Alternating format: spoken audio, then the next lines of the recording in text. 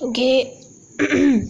Boys, we have done all the assignment on Monday. Only the two questions we left on. They were the question number 11 and the question number 12. And the questions are quite easy. Perfect square. First of all, you must know that what is a perfect square. So, perfect square means a complete square. जैसे 1 is square of 1, 2 खुद किसी का भी square नहीं है, 3 खुद किसी का भी स्क्वायर नहीं है, 4 इज स्क्वायर ऑफ 2.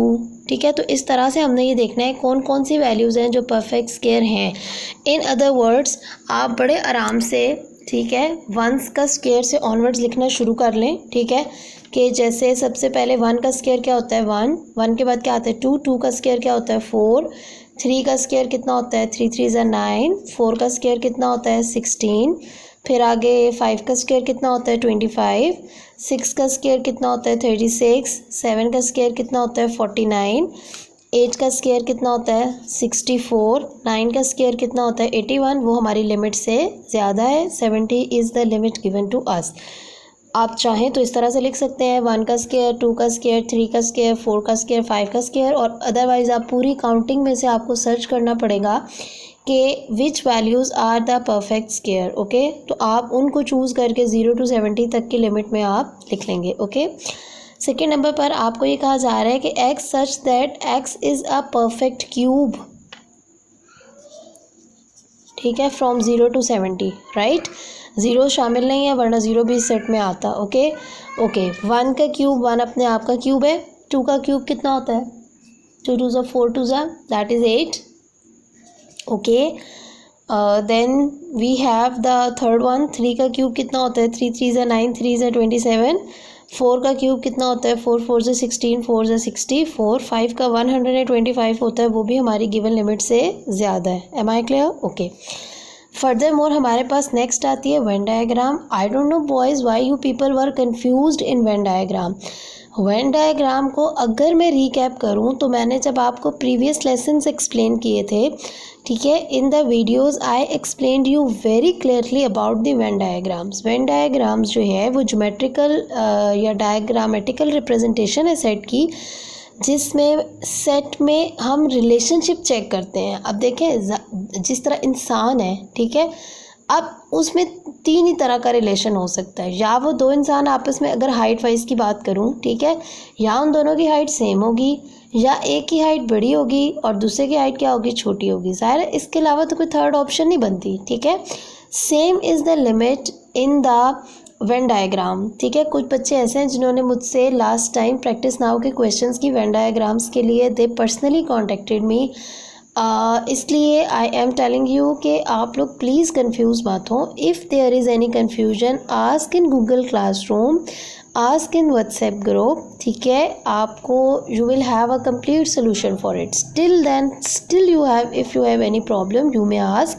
राइट, तो स्टेटमेंट में हमारे पास ये चीज़ थी. हम क्या करना चाह रहे हैं वेन डायग्राम में, मैं अगेन रीकैप कर रही हूँ, 3 तरह के रिलेशन होते हैं सेट्स में. या तो उनमें कोई वैल्यू सेम नहीं होगी, अगर कोई वैल्यू सेम नहीं होगी तो वेन डायग्राम सेपरेट बनेगी, अलग अलग सर्कल्स होंगे. ठीक, फिर सेकंड ऑप्शन ये आती है कुछ वैल्यूज़ सेम हो कुछ वैल्यूज़ डिफरेंट हो. आप लोग ज़्यादातर ओवरलैपिंग और सबसेट के केस में कंफ्यूज हैं. ठीक है, ओवरलैपिंग में कुछ वैल्यूज सेम होती हैं लेकिन कुछ डिफरेंट भी होती हैं.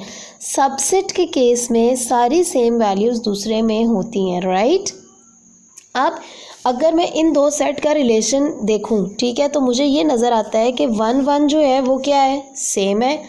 इसके अलावा और मेरे पास क्या है 64, और तो कुछ सेम नहीं है. No, 64 and 64 is same. अब आप इनको कंपेयर करके देखें तो आपको नज़र आएगा m में भी कुछ वैल्यू सेम है कुछ डिफरेंट है, p में भी कुछ सेम कुछ डिफरेंट है. सो जब मैं इसकी वेन डायग्राम बनाऊंगी, वेन डायग्राम में स्क्वायर बॉक्स जो है that represent the universal set, और इसकी जो लिमिट है, this is one was given और not, I have not seen, I am sorry, मेरा ख्याल नहीं है. ओके, अब हमारे पास क्या चीज़ है m और p. तो डायग्राम सम सेम सम डिफरेंट का केस है. ठीक है, मैं यहाँ लिख देती हूँ कि चूँकि मेरे पास some same values and some different values हैं, ठीक है। दैट इज़ वाई जो है ये मेरे पास ओवरलैपिंग का केस बनेगा, ठीक है। अब इसमें मैंने यहाँ स्पेस कम छोड़ी है, एक 1 लिखूँगी क्योंकि 1 सेम था, और दूसरा मैं इसके अंदर क्या लिखूँगी, 64 लिखूँगी, ओके। मिडल में जो सेम है। अब m की जो बाकी वैल्यूज़ हैं उसके लिए मेरे पास है 4, 9, 16, 25, 36, 49, ओके। अब p की बाकी वैल्यूज़ के लिए p ये वाला है, इसकी बाकी वैल्यूज़ कौन सी हैं, 1 है वो मैंने लिखा हुआ है, बाकी 8 है, 27 है, 64 इसके अंदर आएगा। वेन डायग्राम भी बन गई। Intersection same values are already circled, वो कौन कौन सी हैं, 1 and 64।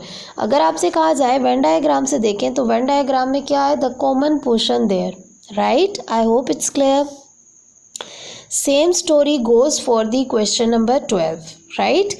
In the question number 12 हमें ये बताया गया है, ठीक है, x such that x is multiple of 8, ठीक है, और लिमिट जो बताई गई है वो 0 से लेके 32 है। 32 के नीचे ये इक्वल का जो साइन आ रहा है लेस के नीचे, इसका मतलब है 32 इसमें शामिल है, राइट।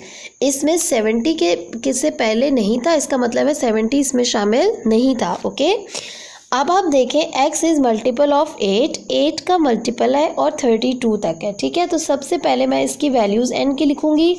n की वैल्यूज़ में मेरे पास कौन कौन सी चीज़ें हैं, ठीक है। 8 का मल्टीपल में कौन कौन सा आया, 8 1 ज़ा 8, उसके बाद 8 2 ज़ा 16, उसके बाद 8 3 ज़ा 24, और उसके बाद क्या आया, 32, ओके। अब जब मैं q की वैल्यूज़ लिखूंगी तो q की वैल्यूज़ कौन कौन सी हैं, x such that x is multiple of 4। अब 4 की वैल्यूज़ में क्या आएगा, 4 1 ज़ा 4, 4 2 ज़ा 8, 4 3 ज़ा 12, 4 4 ज़ा 16, 4 5 ज़ा 20, 4 6 ज़ा 24, 4 7 ज़ा 28, 4 8 ज़ा, बस इतने ही, okay, 32, fine, I have done it. Now उसने आपसे पूछा n intersection q, what does intersection mean. Intersection का क्या मतलब होता है, द सेम वैल्यूज़, ठीक है। सेम वैल्यूज़ को आप देखें तो इनमें कौन कौन सी वैल्यूज़ सेम हैं। अब आप चूँकि वेन डायग्राम से नहीं लिख रहे, ठीक है, तो आप क्वेश्चन को प्रॉपर वे में करेंगे। प्रॉपर वे क्या है कि आप पहले n की वैल्यूज़ लिखें, 8 16 24 32, उसके बाद आएगा हमारे पास इंटरसेक्शन q की क्या वैल्यूज़ हैं वो लिखें, 4 8 12 16 20 24, then we have 28 and 32, okay.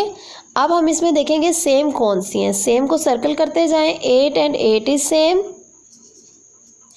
उसके बाद 16 and 16 is same, 24 and 24 is same, 32 and 32 is same, fine, okay.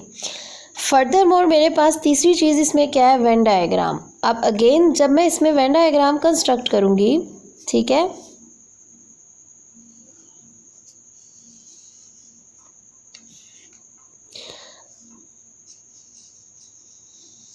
अब सवाल ये पैदा होता है कि मैंने वेन डायग्राम कैसी बनानी है।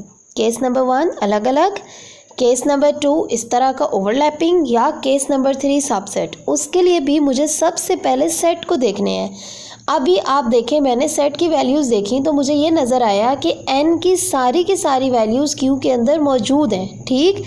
इसका मतलब ये हुआ कि n मेरे पास छोटा सेट है जिसमें मेरे पास 8 16 24 32 है, ये मेरा n है, ओके। और उसके बाद मेरे पास q जो है वो बड़ा सेट है, ठीक है, जिसमें मेरे पास 4 भी आ रहा है, 8 मैंने लिखा हुआ है मैं दोबारा नहीं लिखूंगी, उसके बाद मेरे पास 12 आ रहा है, 16 मैंने लिखा है मैं दोबारा नहीं लिखूंगी, 20 है, 24 है ऑलरेडी रिटर्न, 28 और उसके बाद 32 है, ओके। अब आपसे कह रहा है n intersection q is equal to n। आप गौर से देखें तो अभी जो मैंने कैलकुलेट किया है n इंटरसेक्शन q 8 16 24 32 ये वही है जो कि n है, ठीक है। उसने आपसे पूछा है ऐसा क्यों है, ऐसा इसलिए है क्योंकि all values of n are present in Q, यानी कि n is subset of Q. ठीक है, नॉर्मली सबसेट के लिए हम यही वैल्यू लिखते हैं, राइट, ये वाला साइन लगाते हैं, ओके।